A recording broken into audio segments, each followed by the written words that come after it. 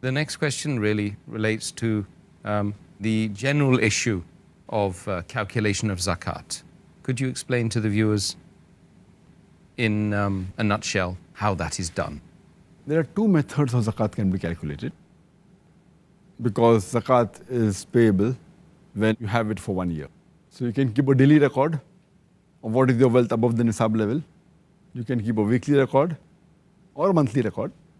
So then whenever the nisab level is above, then you note down the date. On 1st of January, what was the nisab you had? 2nd of January, what you have. So what you had in the 1st of January, say 1st of January 2007. So 1st of January 2008, it will be liable for zakat.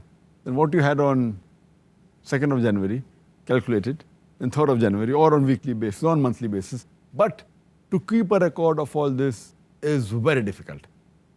Then you'll be spending half the day in keeping the record, which will be difficult. So it's not practical at all. The easier method and a safe method, where mistake, inshallah, would be avoided, is picking one particular day in the full year and calculate it exactly 1 year after that. Most of the people prefer Ramadan because it is the month of charity and you get more blessings and more rewards. But Ramadan is not the only month that you have to pick up. You can pick up any day of the year. But it should be calculated according to the Hijri calendar, not according to the solar calendar.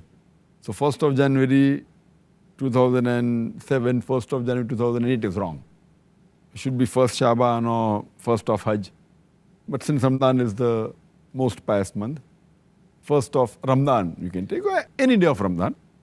If you take 1st of Ramadan, calculate all the assets that you have. And next year,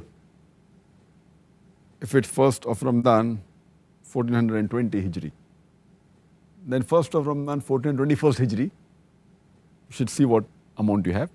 Now, if you calculate only on one day and see exactly 1 Hijri year later, 1 lunar year later, it is the safest method. There can never be any possibility that you will give less zakat.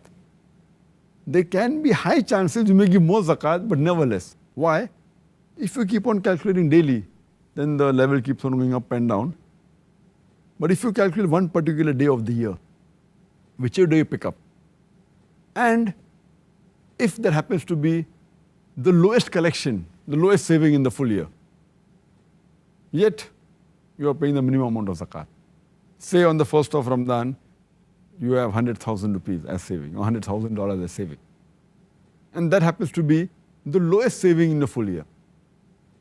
Yet, since it's the lowest, you have to pay zakat on what you possess for one full year. So you have to pay 2,500 rupees or $2,500 on that amount. It's safe. But it may be that it is the highest saving of the full year. So here itself, you may be paying a little bit more zakat, but you won't be paying less. But some people may think, oh, it is the highest saving. That means, I may be paying unnecessary more amount. There are chances you may pay more, but there are no chance you will pay less. Because even if it is the highest, and if you think that you will try and catch the lowest point may keep on changing. It may be in the month of Shaban, it may be in the month of Rajab, maybe in the month of Hajj. And then if you try and catch that point, next year it will again change. So if you try and catch that point, there are high chances you will pay less zakat. So best is to pick up one point, one day in the full Hijri calendar, and keep on taking that every year. And you'll be less assured that you will never pay less zakat, you may pay more.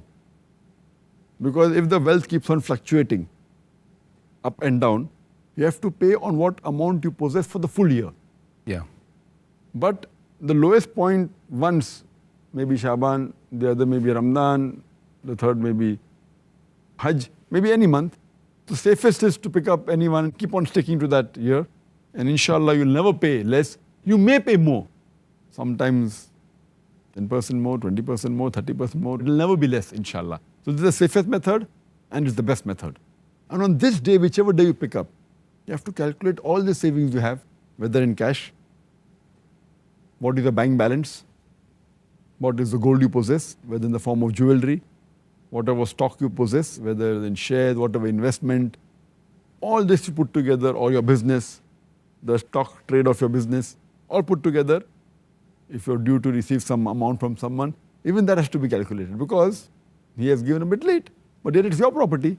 Or if you have given some loan to someone, that has to be calculated. But if you have to give some money to someone, that has to be deducted from your amount. For example, you have taken a loan of $100,000 or 100,000 rupees, and the total amount is 500,000 rupees that you have in your home, cash in hand, cash in bank, stock, everything. So you have to minus from 500,000, 100,000. So you have to pay zakat on 400,000.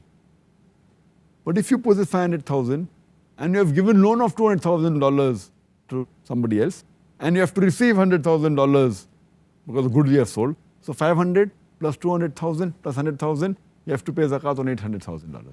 So in all, you have to calculate on one particular day of the year, and then you have to pay zakat 2.5% on that.